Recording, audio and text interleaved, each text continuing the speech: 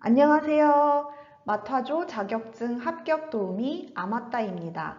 이번에는 저 올리와 함께 화장품법에 따른 영업의 종류를 살펴보시죠. 제일 먼저 화장품을 만드는 화장품 제조업을 소개해 드릴게요. 화장품 공장에 갔다고 생각해 보세요. 어떤 장면이 눈앞에 펼쳐질까요? 원료들을 휘휘 섞어서 화장품을 만들고 탱크에 넣습니다. 그리고 앞으로 배우시게 될 1차 포장 용기에 화장품을 넣기도 합니다. 지금 말씀드린 공정, 화장품의 전부 또는 일부를 제조하는 영업과 1차 포장까지를 화장품 제조업이라고 합니다. 1차 포장 용기란 간략하게 말씀드리면 이 화장품처럼 화장품에 직접 닿는 용기입니다. 이런 게 1차 포장이죠.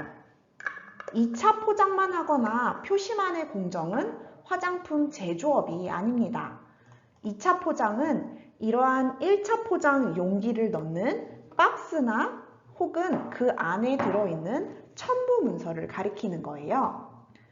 이때 화장품은 직접 제조하는 경우도 있고 다른 곳에서 위탁받아 제조하는 영업도 있어요. 마타조 예상 문제집을 풀어보시면 위탁을 수탁으로 바꾸어 만든 객관식 문제가 종종 눈에 띄는데요. 수탁이 아니라 위탁입니다. 또한 화장품을 1차 포장만 하는 영업도 화장품 제조업에 속합니다. 화장품을 만들었으면 이제 팔아야겠죠? 화장품을 파는 건 어떤 영업일까요? 다음 페이지에서 함께 보시죠. 화장품을 시중에 유통시키고 판매하는 영업, 화장품 책임 판매업입니다. 화장품 판매업이 아니라 중간에 책임이라는 단어가 들어갔죠? 뭔가 책임이 막중하다는 뜻인데요. 화장품의 품질 유지나 안전 관리, 해야 할 중요한 임무가 있기 때문입니다. 구체적인 임무는 무엇인지 추후에 소개해 드릴 테니 아마따를 완강해 주세요. 또한 글로벌한 이 시대에 수입 화장품도 많이 쓰시죠? 이렇게 수입 대행령 거래를 위해 알선 수여하는 영업도 화장품 책임 판매업입니다. 앞서 말씀드린 화장품 제조업자가 화장품을 직접 제조해서 유통, 판매하는 것도 가능해요. 이런 경우는 화장품 제조업자이자 화장품 책임 판매업자지요. 만드는 사람, 파는 사람이 같은 거예요. 만드는 사람, 파는 사람이 분리된 경우도 물론 있어요. 화장품 제조업자에게 위탁해서 만들게 한 후에서 화장품을 팔 수도 있어요. 화장품 책임 판매업의 키워드는 여기 표시되어 있는 것처럼 유통, 판매, 알선, 수여, 유통, 판매이지요. 시크릿 노트에 빈칸을 채워주세요.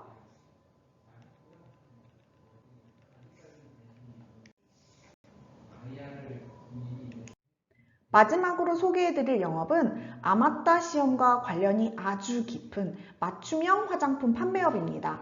맞춤형 화장품 판매업의 세부 종류와 범위에 대해서는 헷갈림 없이 꼭 잘 기억해 두세요. 내용물과 내용물을 혼합하거나 내용물과 원료를 혼합한 화장품을 판매합니다.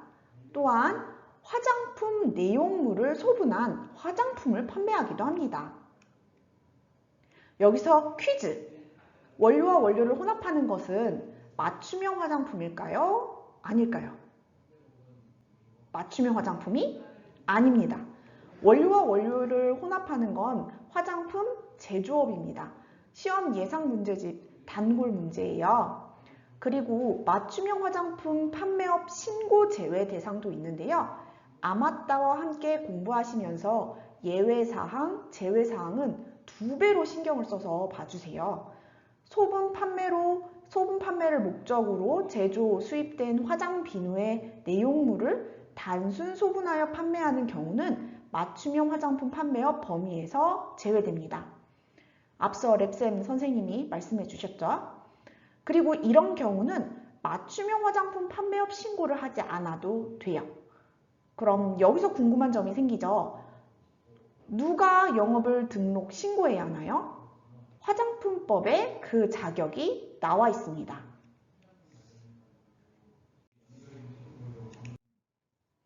영업을 등록 신고할 수 있는 결격 사유에 대해서 나오는데요. 동그라미 표시는 결격 사유고요. X 표시는 결격 사유가 아니라는 거예요. 표를 잘 들여다보시면 정신질환자와 마약류 중독자 이런 분들은 화장품 제조업 등록을 할 수가 없어요. 하지만 화장품 책임 판매업 등록과 맞춤형 화장품 판매업 신고는 할 수 있어요. 헷갈림 없이 이것도 잘 외워두세요. 그리고 정신질환자라도 전문의가 적합하다고 인정하는 사람은 화장품 제조업을 등록할 수 있어요. 나머지 3개 항목은 뭔지 같이 보실까요? 피성년 후견인 또는 파산 선고를 받고 복권되지 아니한 자, 금고형, 이 금고형에 해당되는 것 중에서 화장품법, 보건범죄 단속에 관한 특별조치법을 위반하여 금고 이상의 형을 선고받고 집행이 끝나지 않았거나 집행을 받지 않기로 확정되지 않은 자를 가리킵니다. 마지막으로 등록 취소 또는 영업소 폐쇄 기간이 1년 미만인 사람을 가리켜요. 이런 분들은 실격이 아니고 결격 사유입니다. 그리고 여기 1년 미만이라고 나오는 부분 아주 잘 보세요. 지금 아마따 분들이 첫 번째 과목 화장품법을 공부하고 있으신데요. 뒤로 갈수록 수가 많이 나옵니다. 3개월, 6개월, 1년, 3년, 5년 이런 식으로요. 근데 그냥 흘려서 보시면 시험 범위 공부를 다 마치신 후에 숫자들이 너무 헷갈려요. 신고 결격 사유가 1년이랬나? 3년이랬나? 아니면 또 1년이면 또 1년 이하라고 했나? 1년 미만이라고 했나? 이렇게 되면 공부가 더 하기 싫어지고 어려워집니다. 그때 확실하게 외우세요. 영업의 등록 및 신고 결격 사유는 등록 취소 또는 영업소 폐쇄 기간이 1년 미만입니다. 미만이므로 1년은 포함되지가 않죠. 따라서 1년 이내라고 말할 수도 있어요. 수와 관련된 문제는 주관식으로 꾸준히 출제되고 있다는 거 아시죠? 표에 해당되는 신고 결격 사유가 아니라면 이제 영업 등록 신고를 하러 갑니다. 이때 필요한 서류는 뭘까요? 서류 미비로 두 번 걸음할 수는 없잖아요. 다음 페이지에서 확인해 보세요. 화장품 제조업을 하기 위해서는 등록신청서, 등기사항 증명서, 이건 법인의 경우에 필요한 거예요. 대표자의 건강진단서, 아까 결격 사유에서 봤듯이 정신질환자나 마약류의 중독자가 아님을 증명하는 건강진단서가 필요해요. 그리고 마지막으로 시설명세서가 필요합니다. 특징적인 것은 시설명세서예요. 영업 중 화장품 제조업에서만 시설명세서를 요구합니다. 화장품을 만드는 작업을 하니 당연히 시설이 중요하죠. 그렇게 연관지어 생각해 보시면 돼요. 그래서 제조업은 시설 기준에도 맞아야 등록을 할 수 있는데요. 시설 기준도 뒤에서 말씀드릴 테니까 너무 불안해하지 마세요. 시설 기준을 나는 이 페이지에서 다 같이 정리를 하고 싶다 하시는 분들은 시크릿 노트에 여백이 많으니까 아마따 강의를 듣고 적으시거나 보시는 교재에서 직접 찾아서 써보세요. 직접 쓰는 게 공부가 효과가 엄청 좋다는 거 아시죠? 오감을 활용해서 공부하는 시크릿 노트입니다. 다음은 화장품 책임 판매업이에요. 필요 서류는 등록 신청서, 역시 법인인 경우라면 등기사항 증명서도 필요하고요. 책임 판매 관리자의 자격 확인 서류, 화장품의 품질 관리 및 책임 판매 후 안전관리에 적합한 기준에 관한 규정이 필요합니다. 화장품 책임 판매업의 특징사항은 책임 판매 관리자의 자격 확인 서류, 화장품 품질 관리 및 책임 판매 후 안전관리에 적합한 기준에 관한 규정입니다. 책임 판매 관리자는 아무나 될 수 없어요. 엄격한 조건이 있어요. 그러면 그 조건에 맞는 사람을 채용했는지 증명해야 하잖아요. 그래서 책임 판매 관리자의 자격 확인 서류가 꼭 필요합니다. 그리고 앞서 화장품 책임 판매업은 유통 판매의 핵심이라고 했어요. 그래서 품질 관리, 안전 관리 규정이 있어야 해요. 제조업자가 정상 제품을 제대로 만들었는데 유통 중에 문제가 발생하면 안 되잖아요. 기준과 규정이 필요해요. 그렇다면 아맞다 시험의 주인공, 맞춤형 화장품 판매업은 어떤 서류가 필요할까요? 많이 궁금하시죠? 화장품 제조업과 화장품 책임 판매업은 등록이라서 등록 신청서가 필요하죠.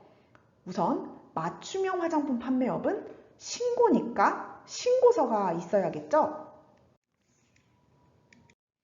이어지는 표를 보시면 필요 서류가 특별하지는 않네요. 우리가 갖고 싶은 자격증, 맞춤형 화장품 조제관리사 자격증, 사본이 필요하다는 거. 이것도 상식적으로 예측해 볼 수 있는 내용이죠. 화장품 책임 판매업에서는 책임 판매 관리자의 자격 확인 서류가 필요했다면 맞춤형 화장품 판매업은 조제관리사의 자격을 확인할 수 있는 거, 자격증 사본이 필요한 거예요. 원본을 내라고 할 리는 없잖아요. 그런데 업장이 커서 맞춤형 화장품 조제관리사가 여러 명 있을 수 있어요. 그런 경우에는 대표로 한 명만 자격증을 제출하시면 됩니다. 그리고 업장이 크다 못해 여러 개다. 진짜 좋겠네요. 그 경우에는 판매장마다 맞춤형 화장품 조제관리사가 꼭 있어야 해요. 이렇게 여차 저차 등록과 신고를 마치고 사업을 시작했습니다. 그런데 살다 보면 변화가 생기죠. 그 변화가 생길 때도 뭐가 어떻게 바뀌었는지 또 등록 신고를 해야 해요. 변경 등록과 변경 신고입니다. 여기서 퀴즈를 한 번 더 내볼게요. 등록은 어떤 영업이고 신고는 어떤 영업일까요? 눈치채셨나요? 화장품 제조업과 화장품 책임 판매업은 등록, 맞춤형 화장품 판매업은 신고입니다. 그럼 여기 나오는 등록과 신고가 어느 영업에 해당되는지 잘 아시겠죠? 변경 등록 및 신고입니다. 화장품 제조업자 또는 화장품 책임 판매업자는 변경 사유가 발생한 날로부터 30일, 중요하죠? 행정구역 개편으로 인해 어쩔 수 없이 소재지가 변경됐다. 그럼 좀 관대합니다. 90일 이 날짜 이내에 해당 서류를 지방식품의약품안전청장에게 제출해야 합니다. 맞춤형 화장품 판매업은 뭐였죠? 등록이에요? 신고예요? 신고잖아요. 그래서 맞춤형 화장품 판매업자는 변경 신고를 하려면 관련 서류를 역시 제출해야 합니다. 여기 보면 또 30일, 90일 나오죠? 수는 주관식 시험에 나올 가능성이 매우 높다. 머릿속에 콕콕 박히게 외워두세요. 아주 중요합니다. 그럼 변경 사유가 대체 뭐란 말이죠? 바로 이 표에 나오는 내용들이 변경 사유입니다. 누가, 어디서, 무엇을 이 세 가지 항목이 변경 대상이에요. 화장품 제조업에서 누가에 해당되는 이 두 가지 항목을 보시죠. 첫 번째는 화장품 제조업자의 변경입니다. 법인이라면 대표자가 변경된 경우를 가리키고요. 두 번째로는 화장품 제조업자의 상호 변경입니다. 법인이라면 명칭이 변경된 걸 가리킵니다. 그다음 어디서에 해당되는 거, 제조소의 소재지가 변경되는 경우가 있고요. 그리고 세 번째, 무엇을 해당하는 제조 유형 변경 모두 변경 대상입니다.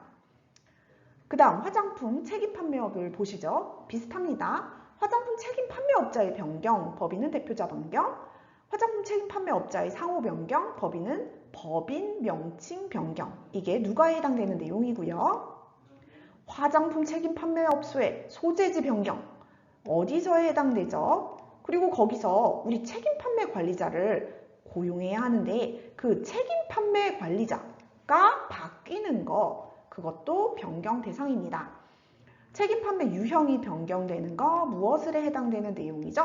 이렇게 항목이 어렵다면 약간 분류를 해서 기억해 주시면 좋아요. 변경 대상은 누가, 어디서, 무엇을에 해당되는 내용을 등록해야 합니다.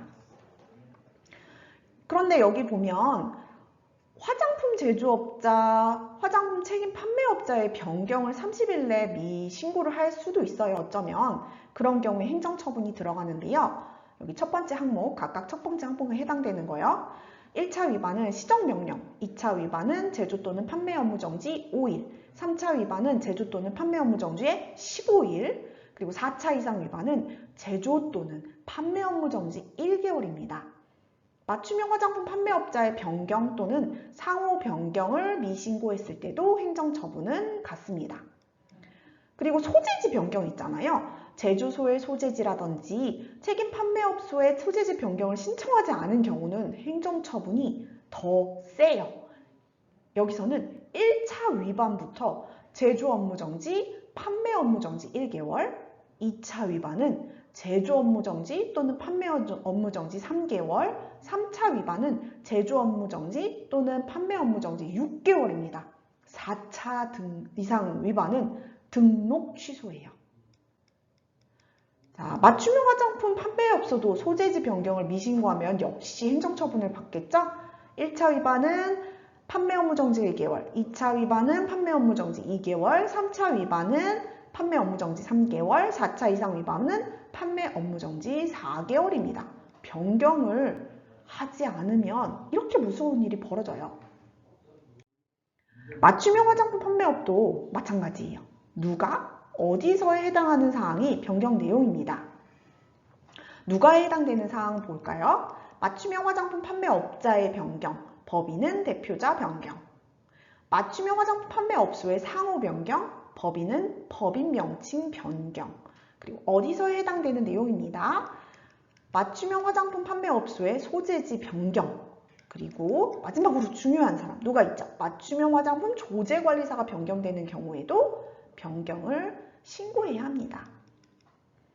맞춤형 화장품 조제관리사 변경을 미신고했다.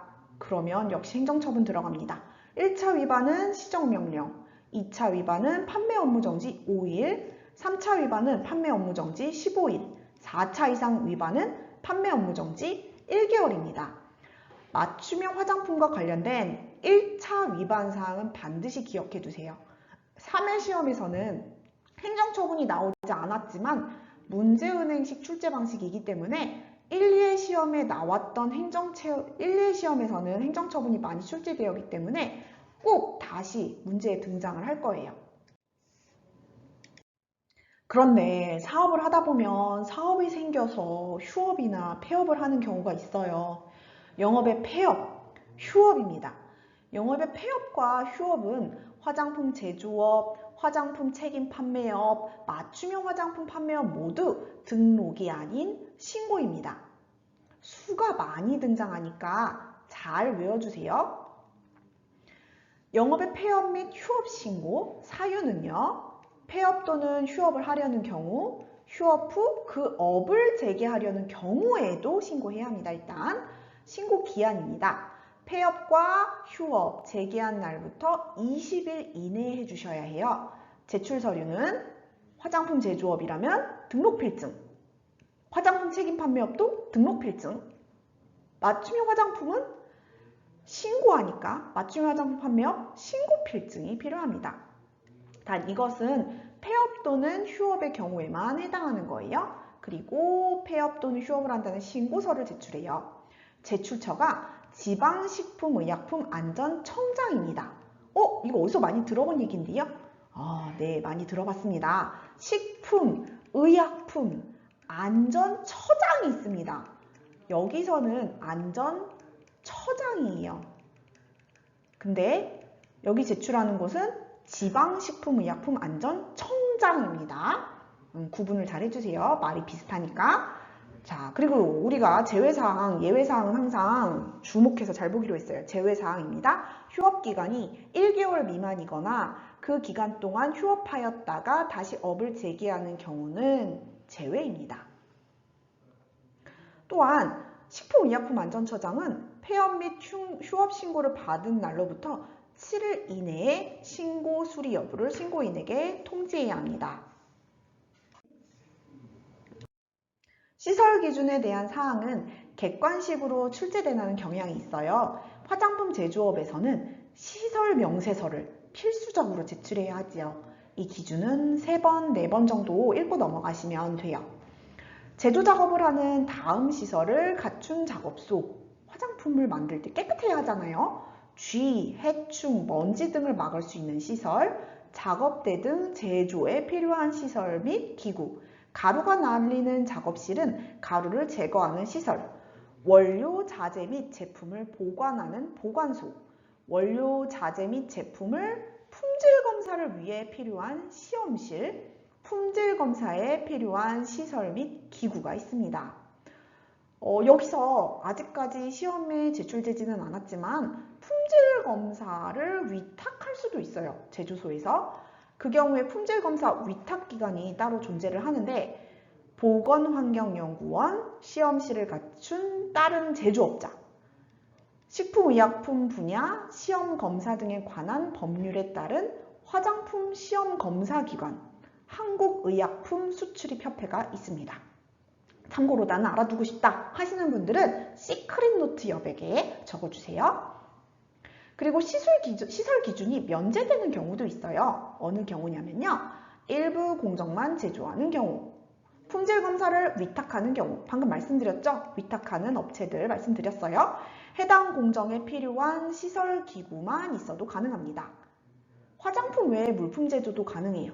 단, 화장품 외의 물품을 제조하느라 오염이 발생하면 안 되기 때문에 제품 상호 간 오염의 우려가 있으면 안 됩니다. 책임 판매 관리자의 자격 요건입니다. 의사, 약사라면 책임 판매 관리자로 바로 일할 수 있고요. 그렇지 않다면 학사 이상인 경우에는 2가지 경우로 나눌 수 있어요. 첫 번째는 이공계학과 또는 향장학, 화장품과학, 한의학, 한약학과 등을 전공한 경우, 간호 관련 학과, 또 다른 경우는 간호 관련 학과로 간호학과, 간호과학과, 건강간호학과를 전공하고 관련 과목을 20학점 이상 들은 경우입니다. 관련 과목은요, 화학, 생물학, 생명과학, 유전학, 유전공학, 향장학, 화장품과학, 의학, 약학 등이 있는데요. 별로 중요하지는 않아요. 이런 과목이 있다는 거예요. 다음으로 전문대학이라면요. 먼저 여기도 2가지 경우가 있어요. 화장품 관련 분야를 일단 전공해요.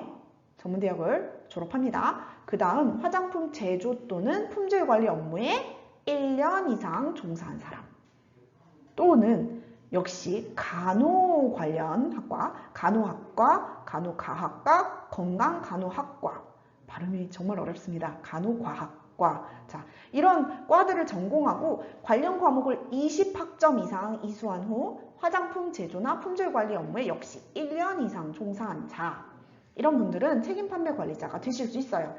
그러니까 전문대학은 1년의 경험은 더 필요합니다. 그 외에는 식품의약품안전처장이 정하여 고시하는 전문교육과정을 이수한 자, 단, 괄호치고 여기 써있죠. 식품의약품안전처장이 고시한 품목만 해당. 또 화장품 제조 또는 품질관리 업무에 2년 이상 종사한 자가 책임 판매 관리자 자격이 될 수 있습니다. 여기 보시면 전문 교육과정을 이수한 자라고 나와 있잖아요. 대상은 상시 근로자 수가 2인 이하로서 직접 제조한 화장 비누만을 판매하는 화장품 책임 판매업자가 그 경우에 해당됩니다.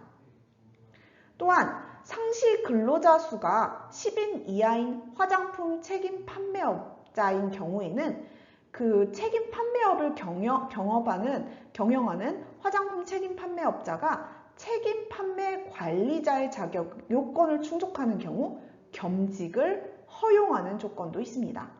그러니까 10인 이하의 좀 작은 화장품 책임 판매업을 운영하고 있어요. 근데 그 대표분이 화장품 책임 판매업자이면서 책임 판매 관리자의 자격을 갖고 있다면 겸업이 가능하다는 거죠. 그런데 이 중요한 책임 판매 관리자를 두지 않으면 어떻게 되냐고요? 역시 행정처분이 들어갑니다. 1차 위반은 판매 또는 해당 품목 판매 업무 정지 1개월, 2차 위반은 판매 또는 해당 품목 판매 업무 정지 3개월, 3차 위반은 판매 또는 해당 품목 판매 업무 정지 6개월, 4차 위반은 판매 또는 해당 품목 판매 업무 정지 12개월입니다. 다 기억하기 어려우셔도 1차 위반 행정처분은 꼭 외워주세요.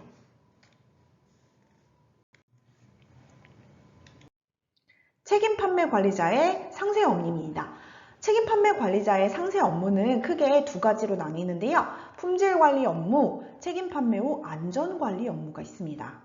품질 관리 업무에는 품질 관리 업무를 총괄할 것, 품질 관리 업무가 적정하고 원활하게 수행되는 것을 확인할 것, 품질 관리 업무의 수행을 위하여 필요하다고 인정할 때에는 화장품 책임 판매업자에게 문서로 보고할 것, 품질 관리 업무 시 필요에 따라 화장품 제조업자, 맞춤형 화장품 판매업자 등 그 밖의 관계자에게 문서로 연락하거나 지시할 것, 품질 관리에 관한 기록 및 화장품 제조업자의 관리에 관한 기록에 작성하고 이를 해당 제품의 제조일, 수입이라면 수입의 경우 수입일입니다. 그 제조일로부터 3년간 보관하는 것을 가리킵니다.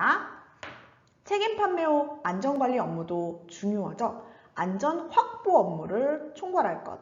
안전 확보 업무가 적정하고 원활하게 수행되는 것을 확인하여 기록, 보관할 것.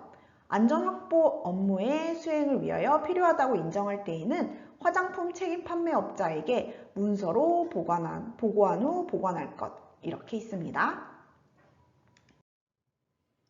다음으로 영업자의 의무사항인데요. 영업자는 영업의 종류가 세 가지니까 영업자도 세 종류가 있어요. 화장품 제조업자, 화장품 책임 판매업자, 맞춤형 화장품 판매업자입니다. 우선 화장품 제조업자는요. 당연히 제조와 관련된 것들을 하죠. 제조와 관련된 기록, 시설, 기구 등을 관리하는 방법, 원료, 자재, 완제품 등에 대한 시험, 검사, 검정 실시 방법 및 의무에 관한 사항을 준수합니다. 제조업자가 화장품을 만들기만 하는 건 아니에요. 만든 다음에 1차 포장도 한다고 했죠. 그거에 더해서 그 화장품의 시험, 검사, 검정까지 할 수 있습니다. 그 시설 명세서에 그런 것들도 들어가 있어야 해요. 화장품 책임 판매업자는요. 유통 판매가 핵심이잖아요. 유통 판매 과정에서 일어날 수 있는 품질 관리, 안전 관리를 위해서 품질 관리 기준, 책임 판매 후 안전 관리 기준, 품질 검사 방법 및 실시 의무, 안전성, 유효성 관련 정보 사항 등의 보고 및 안전 대책 마련 의무에 관한 사항을 준수해야 합니다. 또한 이거 자주 나오죠? 문제집 풀다 보면 많이 보실 내용이에요. 생산 실적 또는 수입 실적, 화장품의 제조 과정에 사용된 원료의 목록 등을 유통 판매 전에 식품의약품안전처장에게 보고해야 합니다. 매년 2월 말까지 해야 돼요. 또한 책임 판매 관리자는 화장품 안전성 확보 및 품질 관리 교육을 매년 이수해야 할 의무가 있는데요. 교육 시간은 4시간 이상, 8시간 이하입니다. 다음으로 맞춤형 화장품 판매업자입니다. 판매장의 시설, 기구의 관리 방법, 혼합 소분 안전관리 기준의 준수 의무, 혼합 소분되는 내용물 및 원료에 대한 설명 의무에 관한 사항을 준수해야 하고요.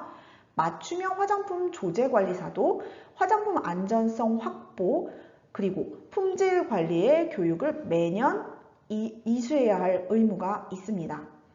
우리가 앞서 살펴본 화장품 제조업, 화장품 책임 판매업, 맞춤형 화장품 판매업이란 이런 것이다 라는 거에 기대되는 역할이라고 볼 수 있어요. 그래서 많이 어렵지는 않은 내용이지만 객관식에서 이 호응 관계를 뒤죽박죽 해놔요.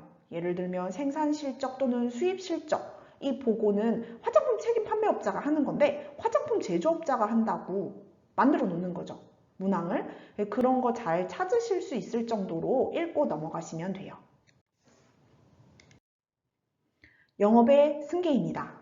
자, 영업의 승계란 지위가 승계되는 경우도 있고 행정제재 처분 효과가 승계되는 경우도 있어요. 영업을 하다 보면 대표가 바뀌는 경우도 있고 법인의 대표가 바뀌는 경우도 있고요. 또 사망하는 이런 불가피한 불가항력적인 사항으로 인해서 승계가 일어나게 하는데요. 그럼 이 승계에 대해서는 화장품법에서는 어떻게 알려주고 있을까요? 영업자의 지위 승계입니다. 영업자가 사망하거나 그 영업을 양도한 경우에는 또는 법인이었다면 법인인 영업자가 합병한 경우에 그 상속인 영업을 양수한 자 또는 합병 후에 존속하는 법인이나 설립이 되는 법인이 영업자의 의무 및 지위를 승계합니다.